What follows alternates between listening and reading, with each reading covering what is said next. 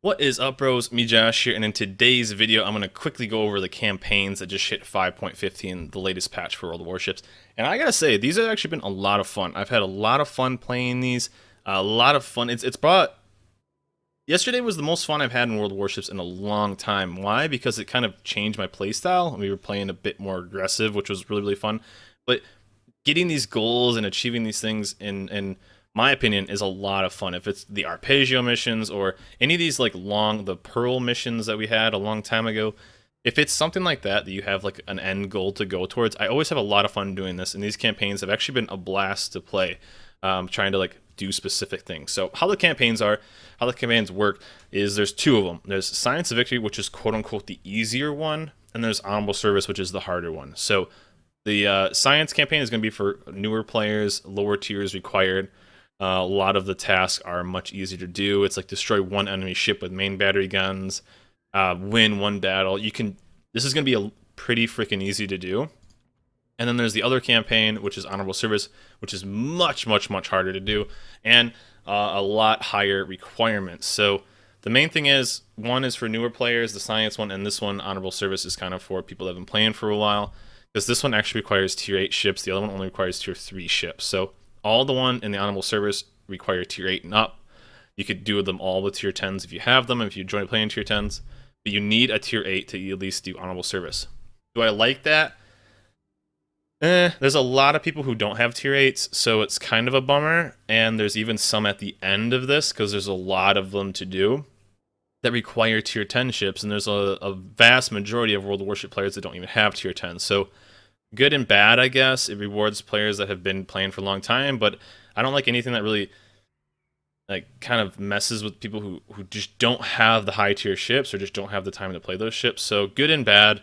But maybe like people can work through these. These aren't meant to be grinded. I think these are kind of something that's going to stay in the game for a long time. So it's not like a rush to get the end. So maybe it's something you can just like work on through.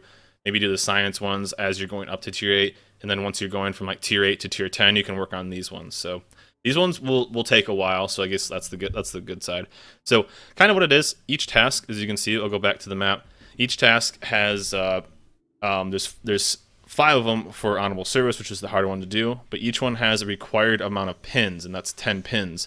So each task within these levels has a certain amount of pins. So this one, do 200,000 damage to Japanese ships. That's only worth 1 pin. And then these ones earn 3 Dreadnought achievements, which is much harder than it sounds like. Has 3 pins, just like this one, which is the bane of my existence: incapacitate or destroy 15 main armament batteries. I hate this one. 3 pins for that one as well. So I mean, you can do there's more than the required amount, so you can do whatever order you want to kind of. If you don't want to go for 3 dreadnoughts, you can get it without doing those. So it's kind of nice that you don't need to get every one, especially because there's some that require like CV battles, there's some that require DDs, there's some that require certain ships. So kind of the nice thing is you can kind of do them which ones you kind of prefer. Like if you like playing cruisers, you can do almost all of these without playing cruisers. Actually, I think you need to play battleships for the final points on these ones. No, you can get them all with like non-cruisers. Those ones require battleships, so you do need to play battleships for this one. So once you get done with these normal tasks, you fill up the 10 pins. Then there's a final task. Once you do that final task, then there's a big reward. Each one of these tasks gets its own small reward. So flags, camos, credits, nice little rewards, repair parties. This one's 3 million credits. And as you go on, onto the next one, there's ones that require destroy secondary battery armaments. This one's hit 50 citadels, earn a wither. And then each one has its final test. So you go on and on and on. As you get done with the last one, then there's actually a final, you get the premium, the Shinomi, the tier 6 destroyer. I'm sorry if I murdered the name. Get that with an 11-point captain. So pretty cool. Final reward, final boss, whatever. The only downside is these ones do require the last one, stage 5 of some of these tasks require tier 10s only. So like I said, if you don't have tier 10s, you're going to need them to finish this and get the final ship. So kind of a downside. So if you switch over to the Science of Victory, these ones are going to be much easier. And I recommend kind of, if you can, focus on the Honorable Service ones and use the Science of Victory as fillers.